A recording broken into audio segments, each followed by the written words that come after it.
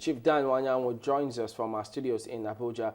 He's the national chairman of the Labour Party. Morning. Thank you for joining us today. Let's get your comment on this Osun elections. You participated, your party actually. What's your assessment of the elections? Good morning, Chamberlain. Good morning, Nigerians. Well, our political party, Labour Party, we see the Osun election as an improvement from Ekiti election. I think it was a transparent election. It was an election that was free and fair. It was an election that Rauf Aregbesola won clearly, and we had already issued a statement on that there will be no need for the stakeholders to waste their time in court, because it was very clear that he won the election, and we should imbibe the culture of being good sportsmen and women to accept defeat and go back to the drawing board and to congratulate the winner and join hands in moving the state or the nation forward, as the case may be. It is an election that both the processes and the conduct of the election itself could be adjudged to be better than Osun, of course far better than Anambra. And I think we have to commend the INEC, led by Professor Jega, for his steadfastness, for his commitment. We have to also commend the security agencies for the professional manner in which they conducted themselves during the election, and also the voters who turned out in spite of the noise that was the situation in Osogbo, Ife, Modakeke, all other places before the election. That goes to show that Nigerians are ready and willing to choose leaders that will govern them. Well, the APC says that there was no level playing field in that elections. What do you think about that? Well, Chamberlain, you see, that is their opinion. I monitored Osogbo, I monitored Ife, I monitored Modakeke. I saw what happened in Ede. You see, politicians should learn how to be very responsible in Nigeria. There are things as leaders we should not be saying. There are things a lot of people, when they look at us or hear us say, they lose hope in the system. First of all, let me address the issue of security.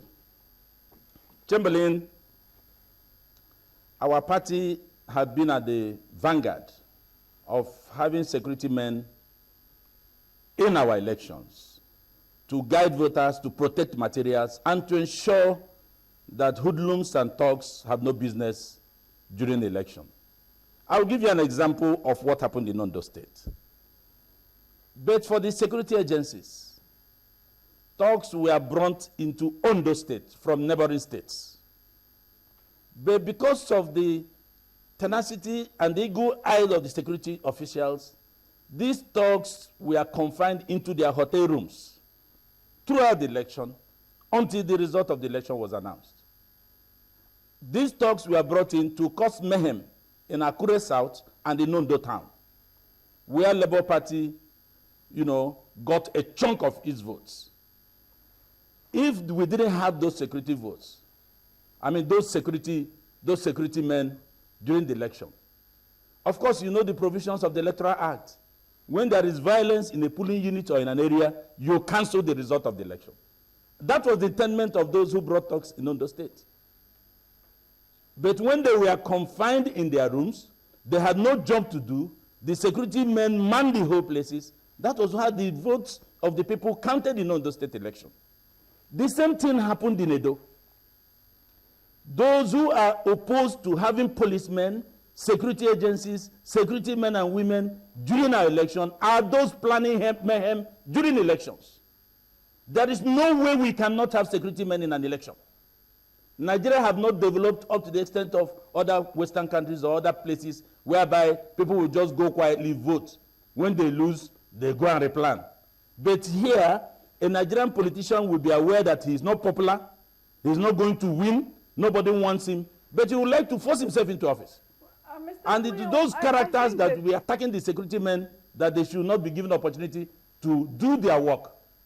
What we should be talking about is, what are we going to do to ensure that in the future elections, we have enough security to man all the elections?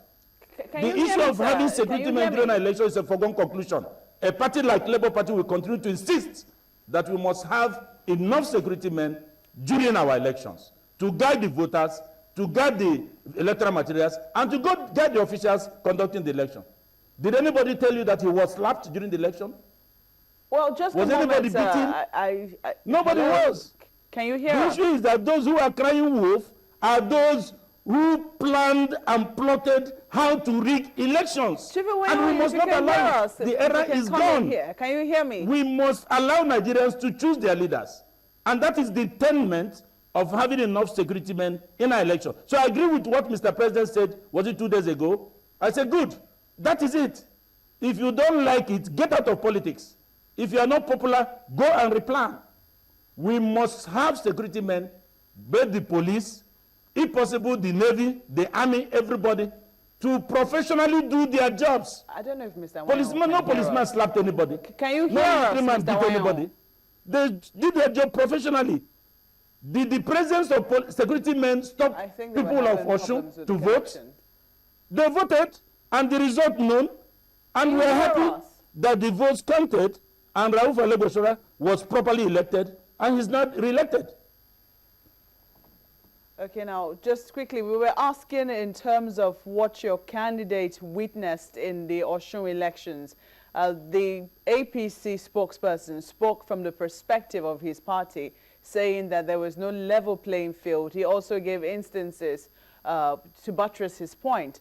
The question for you was whether or not your candidate or your party felt that the playing field was also not level, but you have gone on to, talk about why you think it was level all through. But just a moment, though, do you ever think that there could be a situation where there will be too many security agencies? Well, first of all, let me start with the last question. There can never be too many security agencies. What is important is to guide the electorate, guide the materials, guide everybody, so that Nigerians will move freely. You witness how people moved freely to vote. Nobody was molested. So why are we crying wolf when there is none?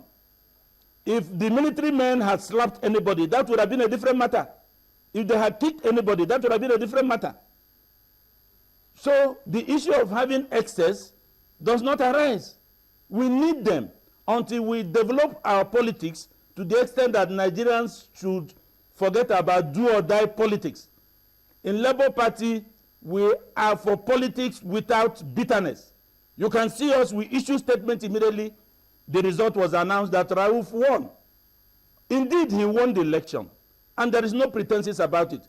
Those who want to waste resources, who wants to waste money and waste time, can go to court. But the truth is that with what we saw in Osun State, the people of Osun State had made their choice. As to the transparency of the election and what my candidate feels, the only complaint he had was there was no level playing field in the issue of sharing of money. So that was the only issue, and it is not a crime that we didn't have or he didn't have money to share.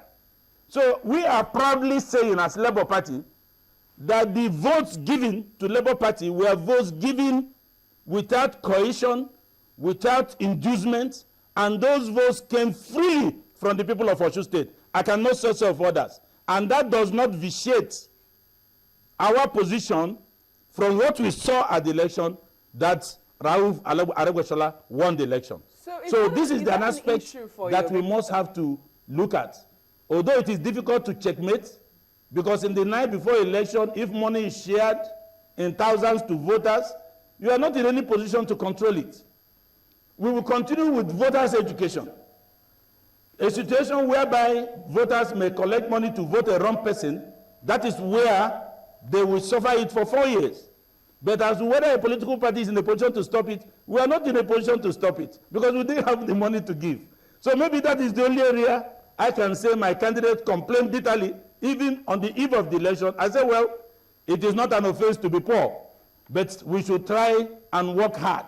What happened in Osun was a balance of sharing of money, but on the date of the election, as per the votes, the people of Osun State gave their votes to Rauf Aregbesola.